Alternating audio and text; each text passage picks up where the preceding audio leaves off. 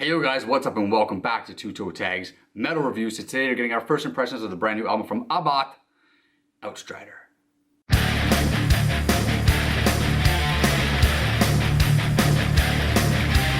Alright guys, so checking out Abbath today.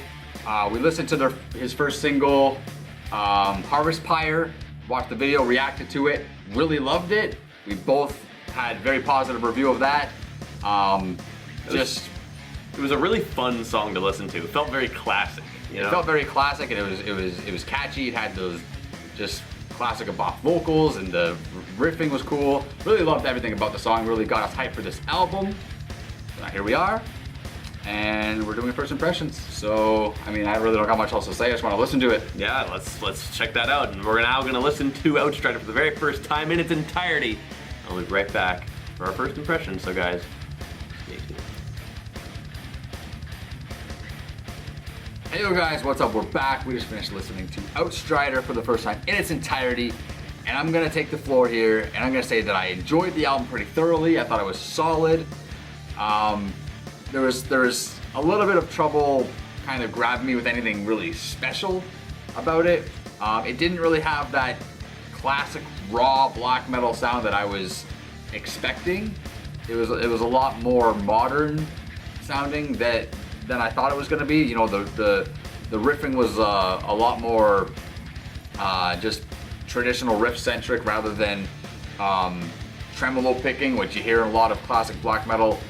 There wasn't as much blast beats as I thought there was going to be. I thought it was going to be just full on blast beats. I really didn't know why I was expecting that, but I guess because of Abbath history. But I also think it's because Harvest Pyre sounded very traditional, and that was the single we listened to, and it was the only song from the album that we heard before its release. So that's true. So we were led down that kind of path of expectation. Not that that's a bad thing. I don't mind that those things are different and that it's definitely a more modern feel. It kind of reminded me of like maybe the early 2000s black metal, like kind of when Dimmu Borgir was breaking out, kind of in popularity, and you know, bands like Old Man's Child and things like that. Even though it's slightly different genre, they're more orchestral kind of thing, but I'm hearing a lot of elements from different things when I listen to this, right? Other than the vocals, which are very standard and basic and, you know, true to the form, there's a lot of thrash elements in here, especially because of the riffing style. You get some D beats in there. The last song specifically, Pace Till Death, reminded me a lot of Hell Awaits by Slayer. The fact that Cradle of Filth covered that song, but their own black metal element on it, made me think of that as well, because this almost feels like that in a lot of ways. It got similar beats, similar riffing style, note structures, guitar tuning is very similar as well. I don't know if it's the same tuning or not, but it's very similar. But overall, I liked it, but I was just having trouble really picking out things that were, you know, special about it. Yeah, I was also struggling with that. I found so many times during songs, it would be almost over and I'd look at my book and there'd be no notes. I'm thinking, oh geez. I did find things to say about almost every song, but I'm just gonna talk about my favorites right now, which was a tie between track number 7, Scythewinder, and track number 2, Bridge of Spasms. Now, a weird thing I noticed in the first song, I know I'm jumping a little bit, but this is to make a point here, in Calm of Ire of Hurricane, I don't know if it was just our listening situation, but I kind of felt like there was no bass presence. The drums were also kind of quiet. Yeah. It just kind of felt like there was no thick wall of like structure, like sonic structure. Yep. And I felt that was weird. I thought to myself, you know, maybe if I listen on my earbuds, if I listen on different speakers, that might change it. But when Bridge of Spasms started, the bass just woke up. Like he just woke up, and because now I'm playing, and it just sounded good. Thick, full, like it really like started to come together better. So that kind of just makes the first track look a little worse, but it also makes the second track look a lot better because it's a full sound. And the solo was cool. The structure I found was really good. It was honestly a lot of it. I was just comparing it to the first track because those were the only 2 tracks we had heard at that point. And the first track structure was a little bit iffy, but the riffs were really mean. And I found that was a recurring thing throughout this album. Like you noticed, you noted there was not that much tremolo picking, and that's true. Yep. It was very riff-centric, but I liked it. The riffs were good, mean, angry, like they really got under your skin, and I liked that. Yeah. I agree with that. The other song, Scythewinder, the title track, which came right before it, you know, was the like near end song that kind of brings the energy down a little bit, and then Scythewinder just starts like immediately back into the energy, which is what I would expect just from hearing albums and what they do at this point. Yeah. That it makes sense to have the energy kick back up at that point, and it sounds good. Once again, the riffing was mean as hell, and I enjoyed that. There was, and this is probably the only note I made about the vocals throughout the whole album, but partway through, he just does this sick scream that lasts for so long.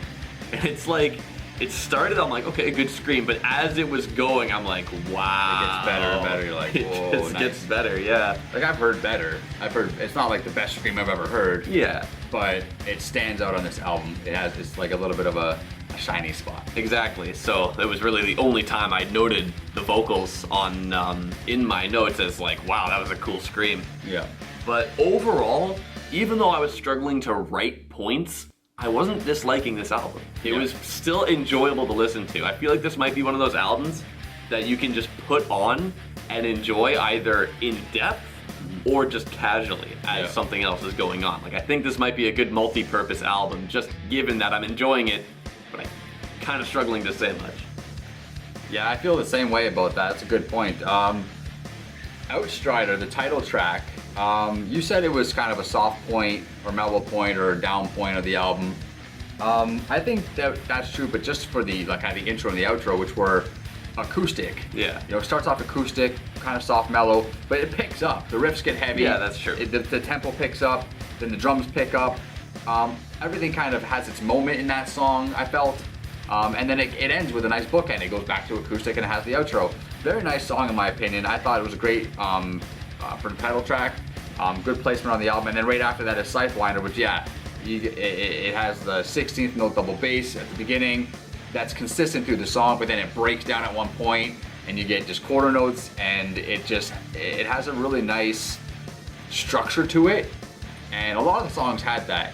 One thing I will say that a lot of songs had that I didn't like though is the guitar solos. I felt a little underwhelmed on the guitar solos. Some of them were very short and almost seemed pointless. Some of them were a good length, but just were meh. There's one or two that were decent and good enough, but I don't know, man. I like my guitar solos, so when I hear them and I'm not feeling it, I kind of get a little disappointed. But with that said, I mean, overall, like you, even though I didn't write a lot of notes down because I wasn't really sure what to write, I still enjoyed it. I was still digging it. I was still grooving along to it. I was enjoying the riffing. I was enjoying the melodies. I was enjoying the album. I dug it. Yeah. For a first listen. To comment on what you were saying about the solos, there were a few of them that I did enjoy, and that I wrote that down and said, hey, this one's a cool solo, but some of them were a little bit short, and overall, they weren't bad. I don't think there were any bad solos on this album. They're just, none of them were like too amazing, but some of them were pretty good. Underwhelming is the word I would use.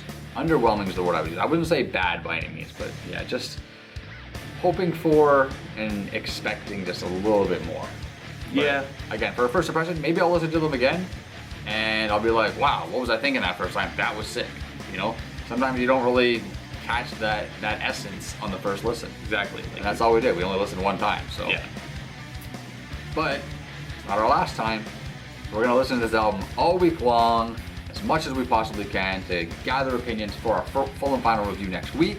But that's it for this video. Be sure to let us know in the comments below what you guys think of Outstrider. And yeah, like the video if you liked it. Subscribe if you guys are new to the channel. But that's it from us for now. I'm Vile Self. I'm TV Fish. We'll see you guys very soon. Later.